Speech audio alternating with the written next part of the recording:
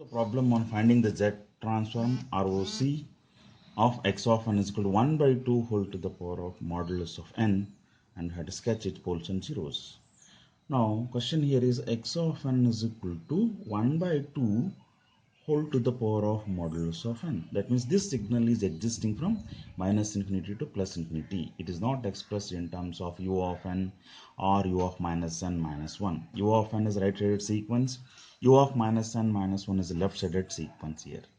Now this can be written as, when you have modulus of n, left side it will become that is minus n, that is it can be written as, and right side it will be plus n, that is 1 by 2 whole to the power of n into u of n plus 1 by 2, left hand side it is 1 by 2 whole to the power of minus n into u of minus n minus 1. Okay, this is from 0 to infinity, this is from minus 1 to minus infinity. Okay, x of z is equal to summation of n tends from minus infinity to plus infinity, that is x of n into z to the power of minus n. Okay, to find x of z, that is, for this it is from 0 to infinity, for this part it is from minus 1 to minus infinity, and so you can write z transformation as 0 to infinity, that is 1 by 2 whole to the power of n, u of n value is 1 into z to the power of minus n, plus, for this we should write n tends from, that is 1 to infinity, that is 1 by 2 whole to the power of minus n, u of minus n minus 1 value is minus 1 to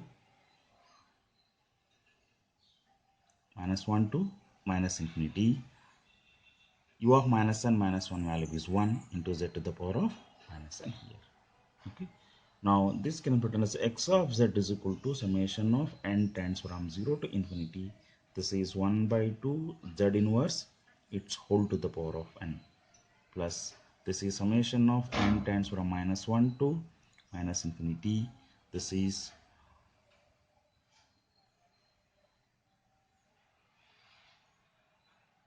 1 by 2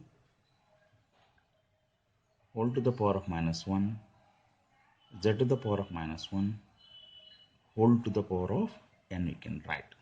Okay, otherwise you can replace in this equation n by minus n here. Okay, put n is equal to minus n in the second term.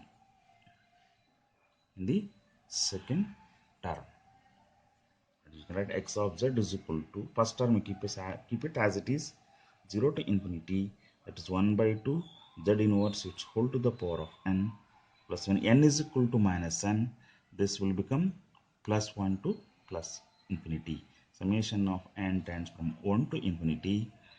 You can write this is 1 by 2 z whole to the power of minus n we can write, because minus n it will become plus n, it will be 1 by 2 z whole to the power of n.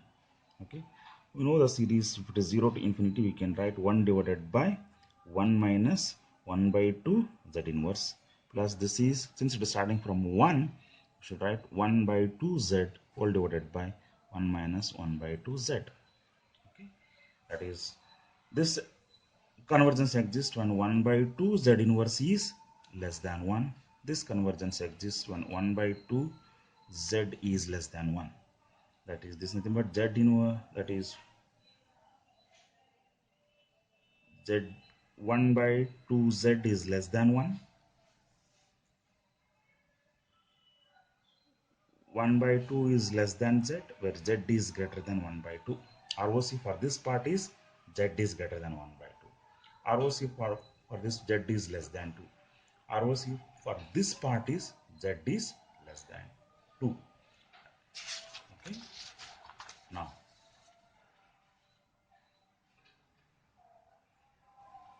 to plot the ROC here, it draws, this is the real part of z and this is the imaginary part of z. Okay, now let us draw two circles with the radius is 1 by 2. This is with the radius is 1 by 2. I will draw another circle with the radius is 2. Okay, this is with the 1 by 2 and this is with the 2. What is ROC we got? ROC, what we got is Z1 ROC, Z is greater than 1 by 2. Another ROC is Z is less than 2. So this is what we got here. Z is less than 2 and Z is greater than 1 by 2. That means here ROC is greater than 1 by 2 and less than 2. That means ROC exists in between the two circles. This also satisfies the properties of ROC. If it x of n is a both-sided infinite duration sequence, then the ROC exists between the two circles or in the concentric ring. This is the ROC. Now let us plot its poles and zeros here. Now what is x of z we have got? That is x of z is equal to, you have here that is 1 divided by 1 minus 1 by 2 z inverse plus here we have that is 1 by 2 z divided by 1 minus 1 by 2 z. Okay, this can be written as that is x of z is equal to z, take that is 1 by z here, z is z divided by z minus 1 by 2 plus that is 1 by 2 z whole divided by 1 minus 1 by 2 z.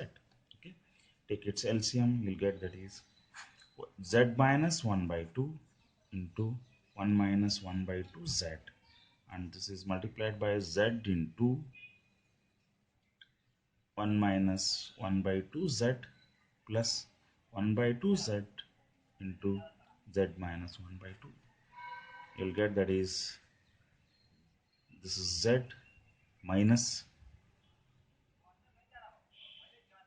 z square by 2 plus z square by 2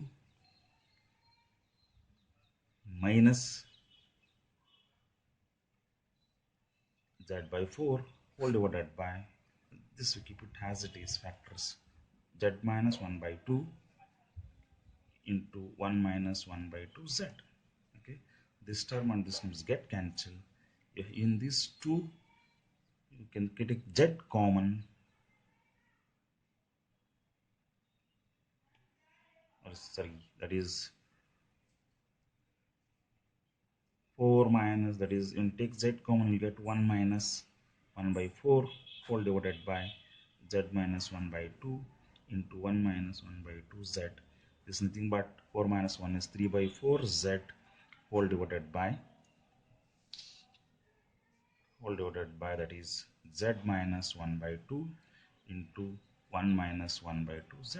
Okay, we have 1 0 and we have two poles here. That is zeros are z is equal to 0, 3 by 4 is a constant, leave that. Z minus 1 by 2 is equal to 0 and 1 minus 1 by 2 z is equal to 0. Here z will become 1 by 2, that is one pole. Here 1 is equal to 1 by 2 z, where z is equal to 2. We have two poles. One pole exists at 1 by 2, another pole exists at 2, and we have 1 0, it exists at the horizon. Now let us plot these poles and zeros. Here this is the ROC in the z plane. 0 exists at 0, this is at 1 0 exists. One pole exists at 1 by 2, another pole exists at 2. Okay, two poles exist at 1 by 2 and 2 1 0 exists at 0. This is the ROC. Okay, and we can say that ROC does not contain any poles because ROC exists in between the two circles or in the concentric ring.